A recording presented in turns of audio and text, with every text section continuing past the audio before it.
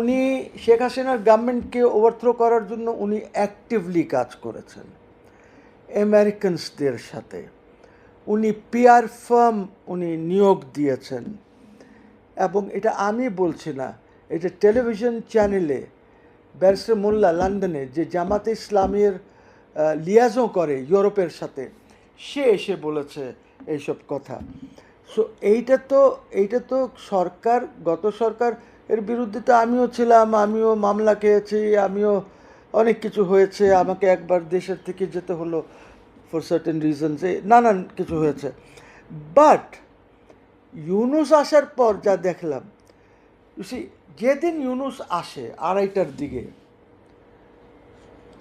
কয়েক তারিখ ছিল, 8 তারিখ না 7 তারিখ, 8 তারিখ 8ই অগস্ট দুপুর 2টায়, তখন ওনাকে একটা লিস্ট দেওয়া হয়েছিল, মানে একটু রেডি রাখার জন্য যে কারা ওনার মন্ত্রিসভায় থাকলে সরকার ভালো করে চলবে। উনি ওইখানে লাউঞ্জে বসে উনি উনি এরকম করে লাইন ধরে কেটে দিয়েছেন ওইসব নাম। উনি তারপরে বললেন, ওয়াকারুজ্জামান ওয়াজ অলসো দেয়ার, তখন তো উনি অনেক হাইতে আছেন, বুঝলো না?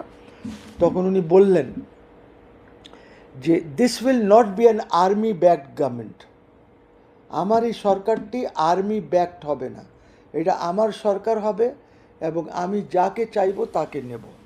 সো ওয়াকার সেড ফাইন, করেন। উনি তো কাইটাই দিল সব যেগুলি লিস্ট করা হয়েছিল।